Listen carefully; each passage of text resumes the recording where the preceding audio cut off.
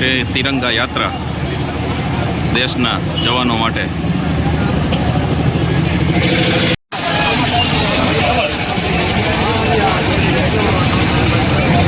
ફરી એક વખત બહાર ઉભેલા તમામ બહેનો, વડીલો, ભાઈઓ, આપ સર્વને વિનંતી કે આપણે યાત્રાની શોભા મેળવી લેશો. બાઇકની અંદર જતાની સાથે જમણા હાથ ઉપર જ તિરંગા આપણા માટે રાખેલા હોય ત્યાંથી પ્રત્યેક વ્યક્તિ પોતપોતાના તિરંગા મેળવી લે.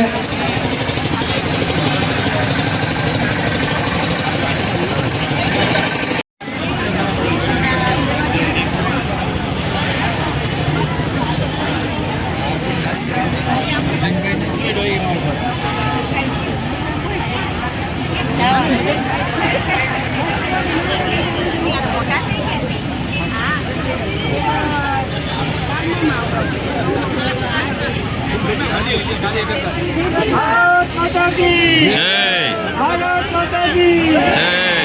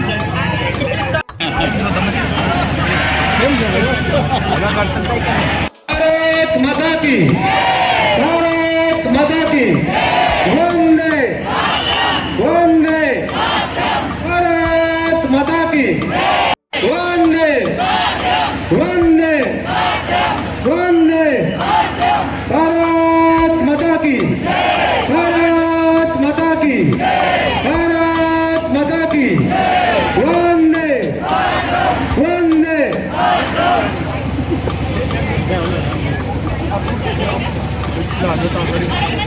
ફરી એક વખત યાત્રા પૂર્ણ થઈ આપણી પાસે જે કંઈ તિરંગા છે એ આ દેશની આન બાન અને શાન સમાન આ ત્રિરંગાને આપણે પરત કરવાનો નથી, પોતપોતાની સાથે લઈ જવાનો છે અને આપણા ઘર પર એ ત્રિરંગો ફરકાવવાનો છે। આપણી દેશદાસ, આપણી દેશભક્તિ હર હંમેશને માટે આપણા હૃદયમાં તેમજ આપણા સ્થાન પર સદાયને માટે અમર રહેવી જોઈએ। એ પ્રકારે આ ત્રિરંગો આપણા ઘરે લઈ જવાનો છે અને આપણા ઘરની છત પર એ ફરકાવવાનો છે।